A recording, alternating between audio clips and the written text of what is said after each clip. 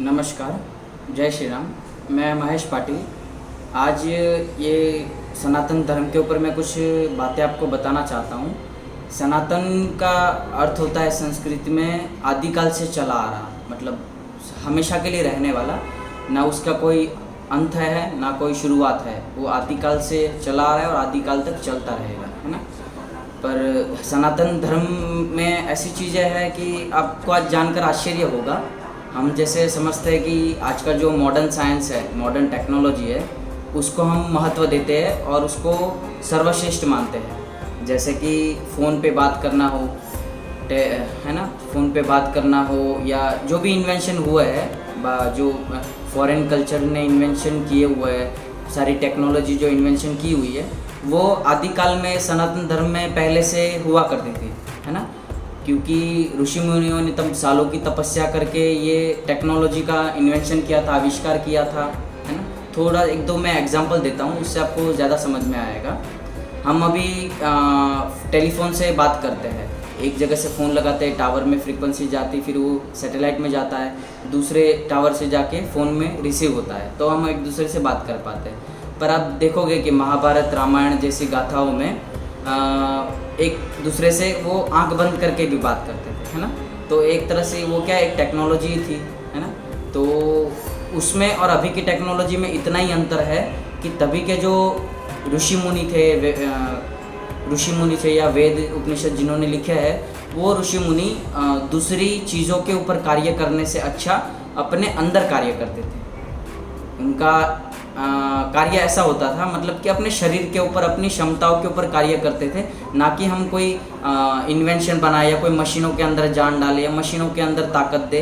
वो अपने भीतर ही आध्यात्मिक क्षमता से अपने ध्यान गहन करके, सनातन धर्म इसी को कहते हैं, वो अपने आप को इतना परिपक्व बनाते थे कि उनको ऐसी टेक्नोलॉजी वो लोग, या ऐसी जो हम चमत्कार बोलते हैं, वो लोग कर पाते थे, एक जगह से दूसरी जगह जाना। अभी तो साइंस में वो भी पॉसिबल नहीं है ना। एक जगह से दूसरी जगह जाना उस समय पे जाते थे, आंख बंद करिए और दूसरी जगह चले गए। वो टेक्नोलॉजी भी आएगी धीरे धीरे, उसको टेलीपोर्टेशन कहते हैं, है ना।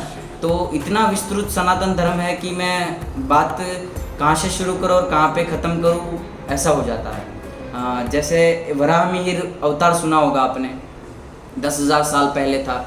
उन्होंने उनका अवतार ऐसा था कि आधा मानव का था, आधा एनिमल का था, प्राणी का था। उन्होंने ऐसे सिंग थी उनके ऊपर, उन्होंने धरती को थामे रखा था, है ना। सिंग को ऊपर धरती को थामे रखा था। तो सालों पहले, मतलब हमें पता था कि धरती गोल है, यह है सनातन धर्म की ताकत। सालों पहले हमें पता था धरती गोल है, कि कैसे उन्होंने उठाया था, गोला उठाया था, है ना। हम पर किस पे विश्वास करते हैं? अपोलो ने 200 साल पहले बाहर से सैटेलाइट से फ़ोटो लेते कि धरती गोल है और वो घूम रही है, सूरज के आजू बाजू घूम रही है। पर हकीकत हम उनको मानते हैं, पर ये नहीं है कि हमारे सनातन धर्म में या वराह मिहिर जैसे अवतार थे, उन्होंने तो सालों पहले, हज़ारों सालों पहले कर दिया था, और फ़ोटो में भी दिखता है कि उन्होंने एक गोला उठाया है। दूसरा एक विषय है भूगोल, जिसको हिंदी में इंग्लिश में जियोग्राफी कहते हैं, हिंदी में भूगोल कहते हैं, है ना। भूगोल का मतलब होता है भू मतलब ज़मीन, धरती, और गोल होता है मतलब गोल, राउंड। तो अल्टीमेटली उसका मतलब ये हुआ कि धरती गोल है, भूगोल जो है वो गोल है। और दूसरा शब्द है संस्कृत का जगत। जगत जो है, ज और गत मतलब वो गति में है। जो भू है, ज मतलब भूमि, वो गति में है, जगत वो शब्द है। तो जगत, भूगोल, ये से शब्द से साबित होता है, वो ये शब्द कहना चाहते हैं कि हज़ारों साल पहले हमें पता था, 10,000 साल पहले भी, कि धरती गोल है और वो सूरज के आजू बाजू घूम रही है। पर हम आज के टेक्नोलॉजी पर विश्वास करते हैं, जो फ़ोटो लेते हैं बाहर से दिखता है उस पर विश्वास करते हैं। पर हमारी जो सनातन संस्कृति है, उसमें ढेर सारे ऋषि मुनि हो चुके हैं। वो एक तरह से मॉडर्न जो साइंटिस्ट है उसी तरह के थे, बस उनका कंसेप्ट अलग था। वो बाहरी दुनिया पर अपनी ताकत नहीं लगाते थे, अंदरूनी जो दुनिया है, अंदरूनी जो हमारा स्ट्रक्चर है, स्पिरिचुअल आध्यात्मिक रूप है, उसके ऊपर ताकत लगाते थे, अपने मनोबल को बढ़ाते थे, अपने जो विचार थे उसको एक तरह से हमारी बॉडी को ही वो मशीन बनाते थे, है ना, ताकि उसमें अमानवीय ताकतें आ सके, है ना। एक जगह से दूसरी जगह जाना, एक दूसरे से बात करना, है ना। ये सब चीज़ें हम आज भी महसूस कर पाते हैं। मुझे मेरी बातें पता नहीं आप लोग समझ पाएंगे कि नहीं। एक आज भी एक मम्मी को सैकड़ों मील दूर उसका बेटा अगर कहीं गिर जाता है तो मम्मी को आज भी पता चल जाता है, और मम्मी को अगर कुछ होता है तो बेटे को पता चल जाता है। क्यों? उनमें कोई टावर रिसीवर फिट है? नहीं। उनके जो आज भी रिलेशन है ना, संबंध थे, वो सनातन संस्कृति के समय पर जो सनातन धर्म था उस समय पर जो एक दूसरे से रिश्ते थे उसी लेवल के हैं। मतलब उनका प्योर रिलेशन है, एकदम पवित्र रिश्ता है। उसकी वजह से वो एक दूसरे की बातें सुन पाते हैं।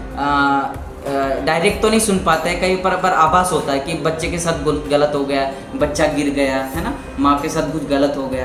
तो ये चीज़ें, ये काबिलियत तब के इंसानों में हुआ करती थी क्योंकि वो सनातन धर्म को मानते थे।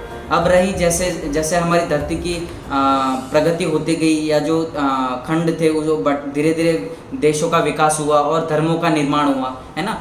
एक सनातन धर्म ही है जो कितने सालों से है मैं भी नहीं जानता, क्योंकि वो धर्म था ही नहीं, वो एक जीवन जीने का तरीका था।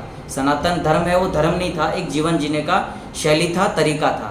बाद में जो ये कहा जाता है कि भगवान के मैसेंजर है या गॉड के मैसेंजर है ना, यीशु ख्रिस्ती है, अल्लाह है, ये सब 2000 साल पहले, 1400 साल पहले, 600 साल पहले, 1100 साल पहले ऐसे ये धर्मों का जन्म हुआ है ना, ऐसे ये धर्मों का जन्म हुआ है। पर हमारा जो सनातन संस्कृति है या सनातन धर्म जो है वो करोड़ों सालों से चला आ रहा है। सतयुग, कलयुग, द्वापर युग, त्रेता युग, चारों युग होते मिला के ब्रह्मा का एक दिन बनता है।